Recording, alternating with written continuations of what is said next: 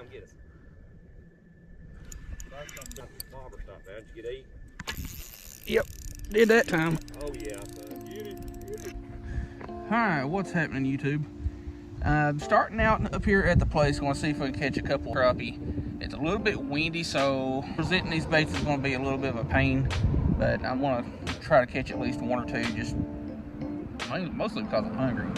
But anyway, you want to stick around for the last part of this video, because I went to a spot this morning before coming up here and fished with a buddy that is more proficient in this than I am, and that's live line and shad for big bass.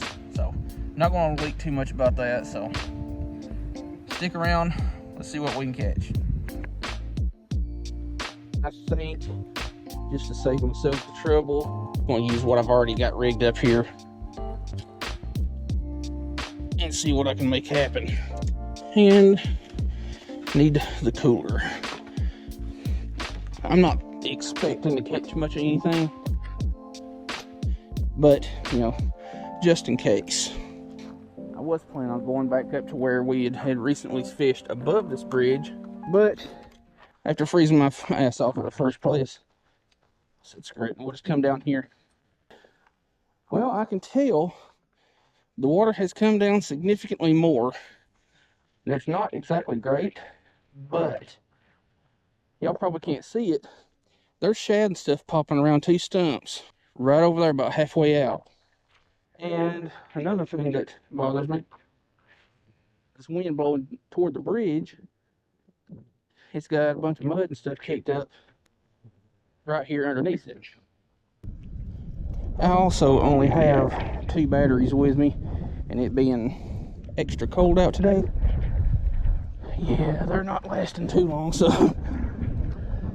ain't no telling how long I'm gonna last. Now that I think about it, I probably would have been better off going to the spot around that bend up there, just because I would be out of this wind. Well, apparently nothing wants this underspin, which kind of makes sense. It can't stay in place very long, because as soon as I cast it out, I've got a 30-foot bow in my line. But I'll take and cut this old Berkeley gulp off of my rod or hook and see if anyone is home for one dam. Also, if the audio sounds like shit, like worse than usual, it's because one of the little dead cat muffler things to muffle the wind came off the front of my camera.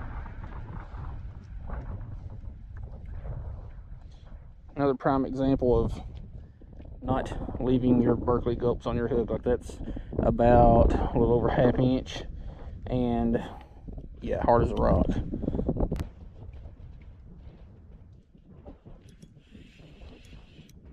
There's something. What it is, what it is. That was a small bass fish. Well, at least something was biting. Yeah, it's kind of rough this evening or this afternoon. We've got like 12, 15 mile per hour winds and 40 degrees. That little bass that I hooked into a few minutes ago, I didn't even feel it hit. I just felt tension.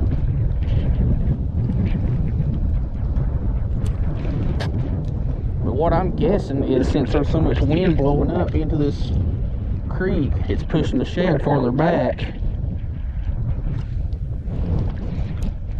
But who knows? I already ain't skunked for the day, so I mean, I ain't worried about that.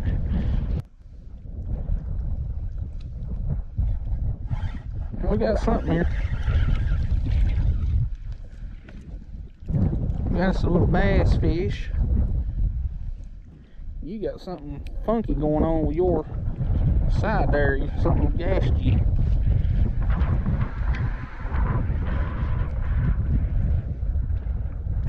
Heck, I'll take these little dinks as long as I'm catching something. Whew. This daggum wind. Jeez, I'll tell you what. I'm glad my vehicle's got a good heater in it. Oh, darn it. Oh, what the heck happened there? My freaking jig head came off. Yeah, it came untied at the jig head. Anytime your line is real curly or cued like that, it just came untied at your lure.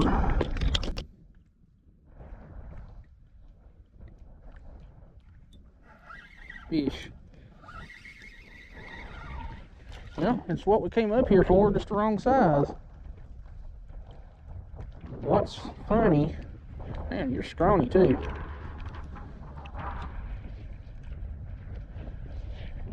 Beast.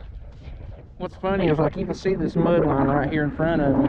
Past that, hell, I can see 3-4 feet down. But, hey, it's picking up a little bit. Fish. Another little bass fish. A little bit bigger than the last one. Not by a lot.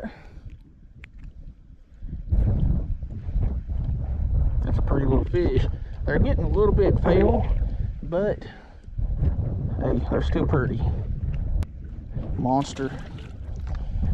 Whew.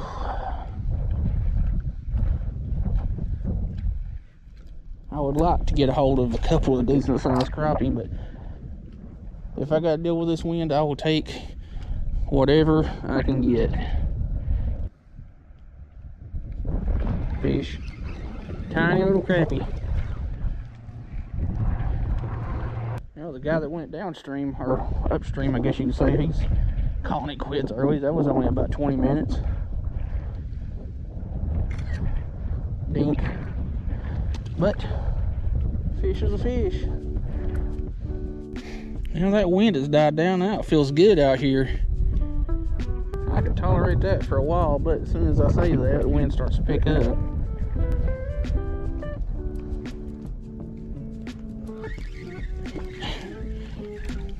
Another little slab donkey.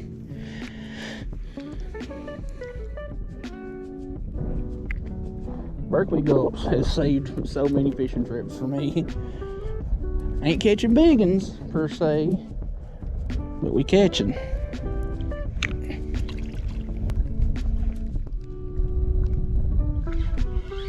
Fish. What do we got? Oh crap, it came off. There's another little bass, about the size of the two we'd already caught, but I raised my bobber up to about 2.5 feet or so above my jig. And that seemed to help a little bit, especially out here away from the bridge. Which brings me to a point. If you're fishing really, really cold weather like this, or even colder, anytime you can fish around riprap or bridge supports, anything that's up above that water line, it's absorbing what heat there is in the air. And, oh, was that a fish? Yes, it was. What it is? Let's clean you off a hair. Little red ear sunfish. I'll get back to my point here in just a second. I got to do my documentifying.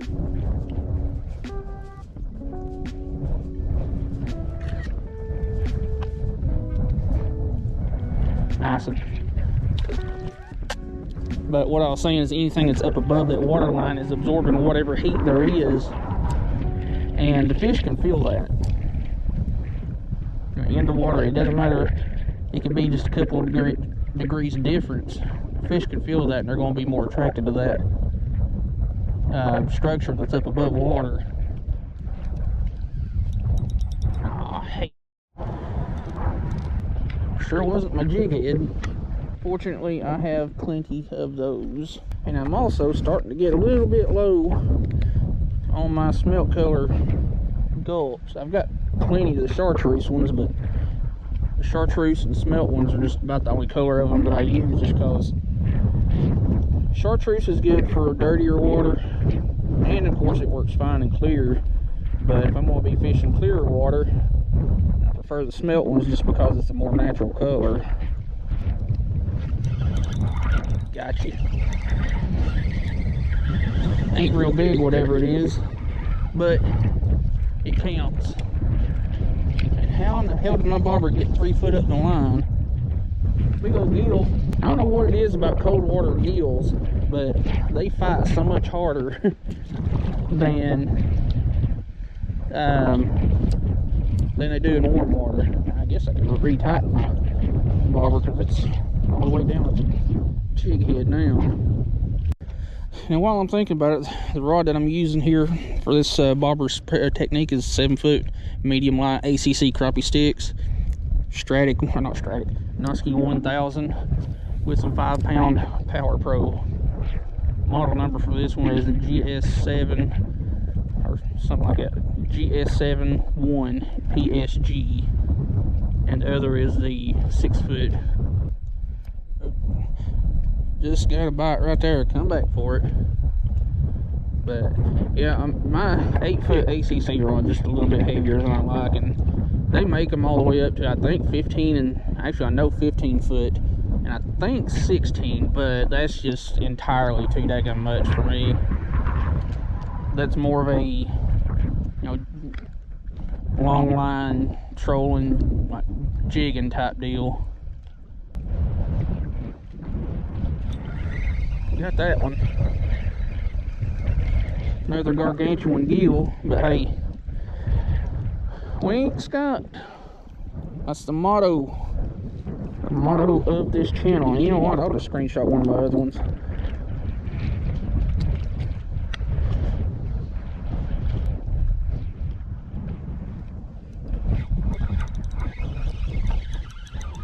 What do we have? Finally got us another crappie.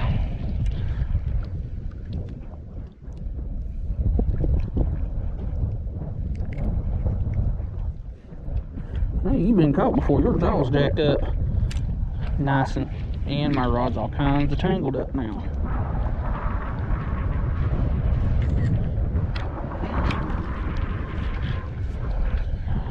Okay, there we go. We're safe now. Well, it don't look like I'm going to be filling this cooler with crappie anytime soon today.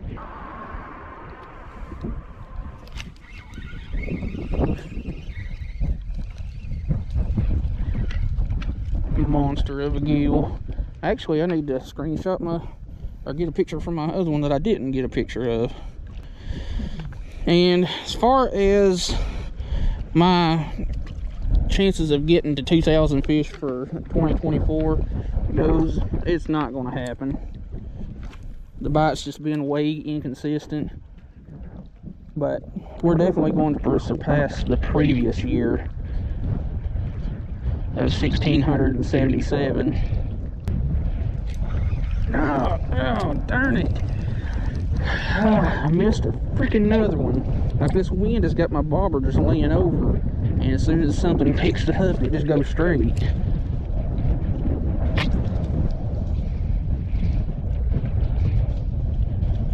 But that one didn't mess around with it. It's just slack line, and all this wind ain't playing in my favor here. Got that one though. Probably another gill, but hey, it's fine and dandy with me. That's a pretty dang good gill right there. It's probably around, getting close to 7 inches or so. I'd probably do better if I was using one of these trout magnet floats, but I know for sure that I wouldn't get the distance that I need.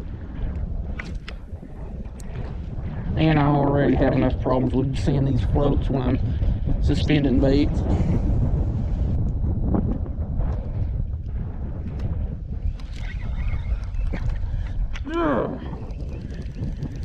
That makes about the 10th friggin' fish that I have lost. And that's an extreme guesstimate, which I guess it would help if I just went ahead and put a new gulp on there, because this one apparently is getting pretty dang shredded. There we go. Fresh gulp that's not shredded. Actually, I'm gonna make a little modification there that I should have done earlier. My knot should be sitting, actually, the knot facing the hook point. That way it sits more level. For the majority of the day, it's not been like that. I'm down to my last battery. And there we go. What do we got? Well, I was saying I'm down to my last battery. Hey, another species for the day. But I was down to my last battery, and I was like, you know what, I'd like to get one more fish just to wind it out, or at least within that last 20%. And as soon as I thought that, or said it, that perch came along. Which, that is not a bad perch. Like, it's one of the very few perch that I have caught out of this creek. Now, I caught a pretty good one upstream several days ago, but still one of the very few perch I've ever caught out of this creek. Oh, heck, I didn't even know that was on there. He must have just sat there with it, or just as I started to reel in, pick it up. Because I seen one little twitch, and I was like, well, nothing's there. Now I went to reel in, and that's there. Well, I must say, as miserably cold as it is, and it's not even the coldest part of winter, this ain't been a bad little stop up here this evening.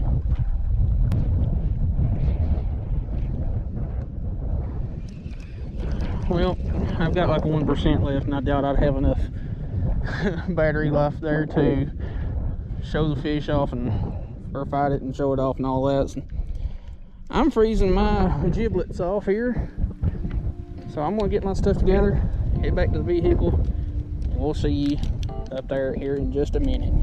Alright, well, that's going to be the end of at least this portion of it. Now, like I said at the beginning, stay tuned to the end of it, because where I actually fished this morning, I put toward the end of this video, but the rod that I caught this upcoming bass on is my Shimano Zodius 6.9 medium light with a Vanford 2000C.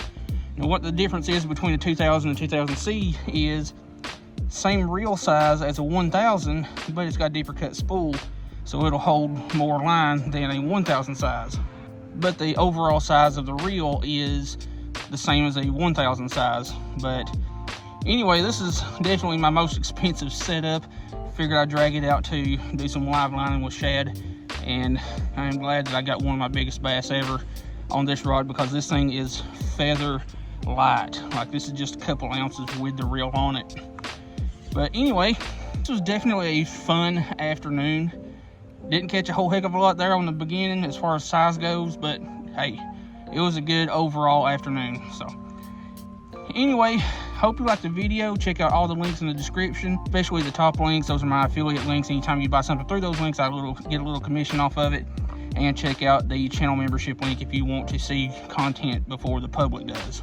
And check out any of the links below that if you want to eyeball some of the gear that I used today and maybe buy some. Anyway, it's cold. I need some coffee, something warm. Hope you like the video. We'll see you in the next one. How far out? You say chunk it? Yeah, slang it. You want over that ledge. That's where they're staging at. There you go. Just let it swim. Leave your bell open. Yeah, because it's been shit like since 2017 since I've done any live bait fishing. That was with Scenic City. Doing the same thing, in a 53-pound blue cat, or 52-pound blue cat ate a shad about 3 inches long. That was fun. I'm coming to you. Jack his jaw. That's a baby. It is a baby. What are you doing? You're running our average, hey. Average just went to the shitter. That's funny, because he hit like a big one. He did. He just slow rolled it down. He zoogled it. No, now, get. Hey, grandma, come get us. There we go. Get him, son. Get him. Oh, hell, did he come off? Ah, crap. No, he had it. He definitely had it. Chuck it right straight back out there. It's crazy how quick they'll pick it right back up. That's the spot right there. Yeah, that's the money maker, Mike. You can feel the percussion through the line. You know that's a good fish. It's like a boom. I've had quite a few big crappie do that. Like they were like north of 12 inches when they do it, but every now and then there'll be a little dink, like 5 or 6 inch one, just hammer it. But that's what I was talking about, the lift bite. It's like they push it with their nose. yeah.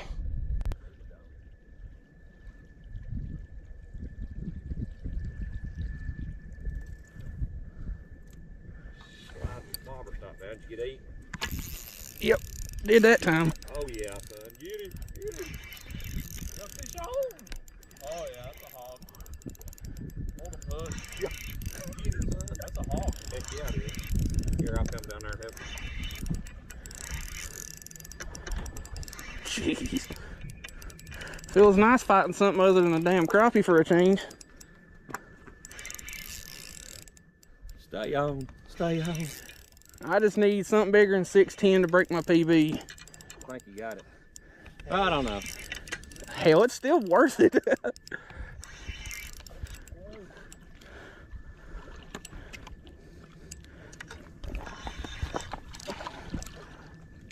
It's gonna be. He won't be. Boy, watch this. Oh damn. Nah, hell, I thought he swallowed it. Let's see what she weighs here.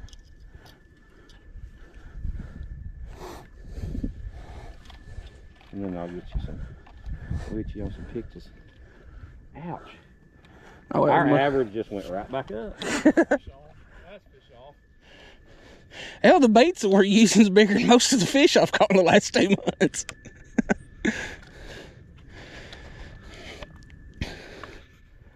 What is he? Right at 5? 542. Yep. 542. What'd I do with my damn?